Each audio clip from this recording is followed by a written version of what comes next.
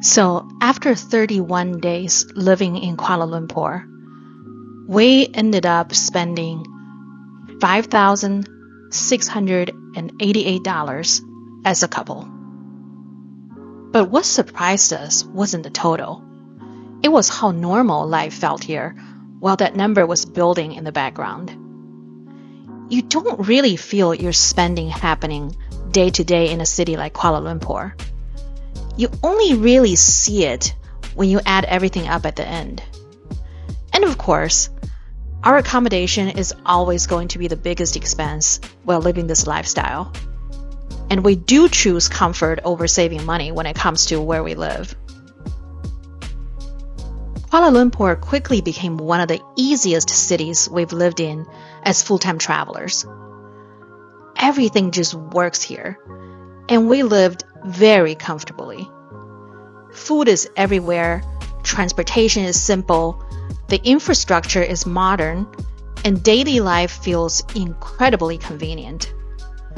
But that convenience also changes how you spend, without you really noticing it, actually. So in this video, we're breaking down exactly what that looked like for us over 31 days living in Kuala Lumpur. Let's start with accommodation, because this really shaped how we experienced the city. Where you stay completely changes how daily life feels when you're somewhere for a full month.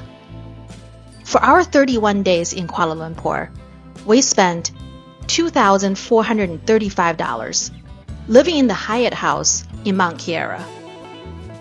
And for us, this wasn't about luxury. It was about having a space where daily life feels easy and comfortable. We had a great location, good Wi-Fi, air conditioning, a fabulous gym next door, and easy access to everything we needed. And when you're focusing on personal projects and living somewhere full-time, those things start to matter a lot more than they do on a short trip. Because when your environment is comfortable, everything else in the city feels different too. We know that there are much more affordable options in KL, but this was what worked for us. One of the biggest parts of daily life in Kuala Lumpur quickly became food. Not just eating out, but how naturally it becomes part of your routine here. For groceries, we spent $628, and dining out came to $795. So in total, food cost just over $1,400 for the month for us. And what we noticed in KL is how easy it is to spend without thinking about it. You grab a coffee in the morning, eat out during the day, stop for something in the mall, and none of it feels expensive in the moment, but over time, it does add up. And honestly, food was one of the best parts of living here. The variety in Kuala Lumpur is incredible, and we have no regrets spending some more on food here. Transportation in Kuala Lumpur was actually very manageable overall. For local transport, we spent about $193, and long-distance travel came to $250, which was our flight from Vietnam to KL. The city is very well connected. Grab rides are easy, and the train system is modern and simple to use. But like everything else here, convenience influences behavior. Sometimes it's just easier to take a grab instead of walking in the heat or carrying things around. One thing Kuala Lumpur really reminded us of is how quickly you stop feeling like a traveler and start just living normally again. And that's usually when spending becomes less intentional. For phone data, we spent $36 for the month. We used eSIMs from Saley and Airlo, which was great value and made working on our projects online and connecting with family and friends really easy. And for the gym, we spent $150. Even though our hotel had a gym, we still wanted a more complete setup. And I also wanted to take some spinning classes. And honestly, routines like this become more important the longer you travel full-time, because they bring a sense of normal structure into constantly changing environments. Now, this is the category that always surprises us: miscellaneous spending. This came to about $537, and is basically all the little things that you don't really track day to day. Household items, toiletries, small shopping trips, convenience purchases, and random things from malls or grocery stores.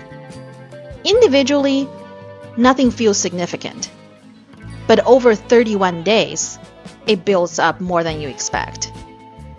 And Kuala Lumpur makes this really easy because everything is so accessible and convenient. For activities, we spent about $84 total. We took a hop-on and hop-off bus tour of the city to get the lay of the land, to figure out where we would like to visit more in detail. We also went to see a movie, and we visited the National Museum.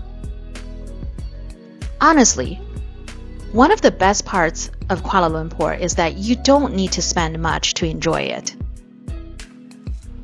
Walking around the city, exploring malls, trying different food spots, and watching the skyline at night. A lot of the experience here is just daily life itself. And then there's the Nomad Insurance through Safety Wing, which came to $580 this month. That is something we thankfully don't really think about day to day, but important for full-time travel. One thing we noticed in Kuala Lumpur is that nothing really feels expensive in isolation. But when you zoom out over a full month, you start to see how all those small decisions stack up.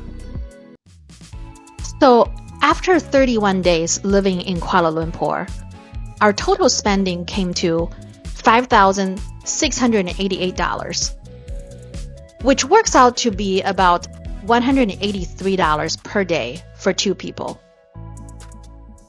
And depending on your travel style, that number could feel high or low.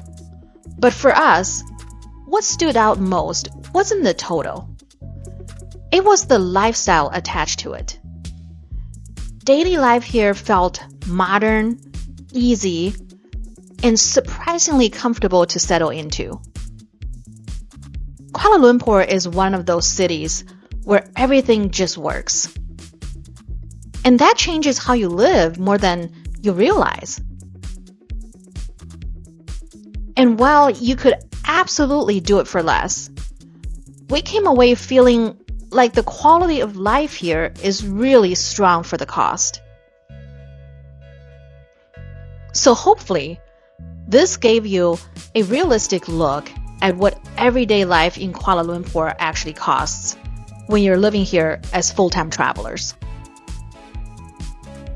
If you've been to Kuala Lumpur before, let us know what your experience was like and whether it matched up with ours.